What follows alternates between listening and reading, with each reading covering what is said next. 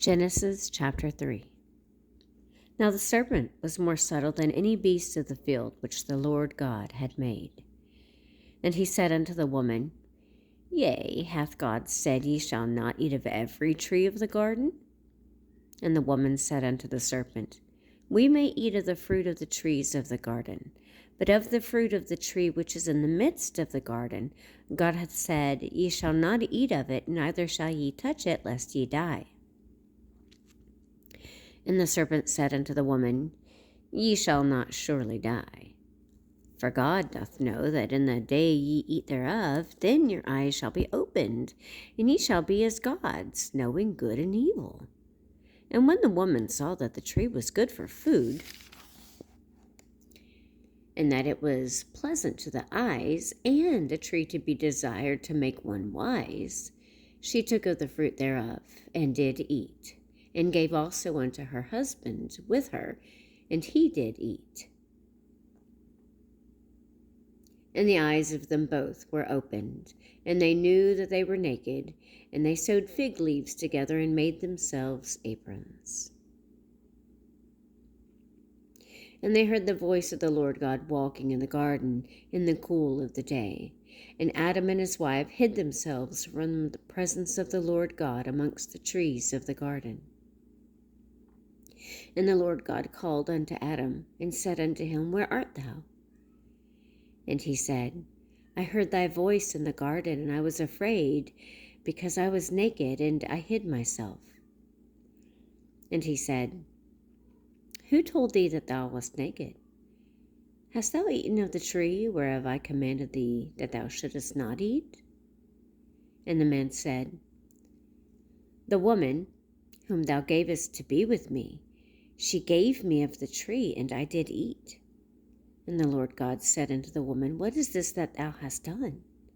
And the woman said, The serpent beguiled me, and I did eat.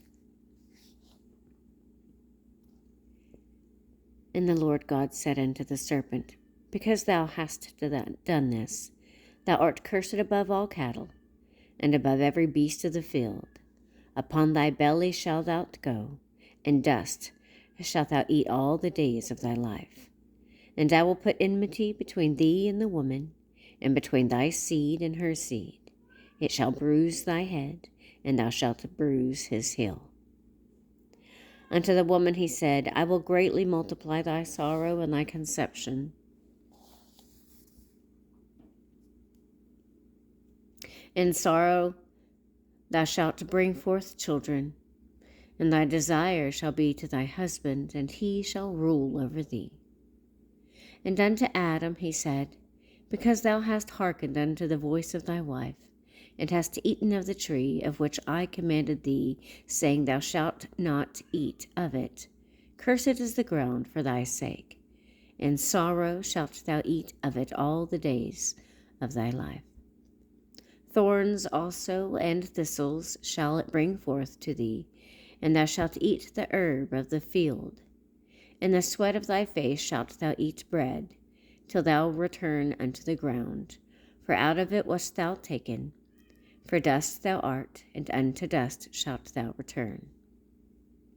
And Adam called his wife's name Eve, because she was the mother of all living. And unto Adam also and to his wife did the Lord God make coats of skins, and clothe them. And the Lord God said, Behold, the man is become as one of us, to know good and evil. And now, lest he put forth his hand, and take else of the tree of life, and eat, and live forever, therefore the Lord God sent him forth from the Garden of Eden, to till the ground from whence he was taken. So he drove out the man, and he placed at the east of the Garden of Eden cherubims, and a flaming sword, which turned every way to keep the way of the tree of life.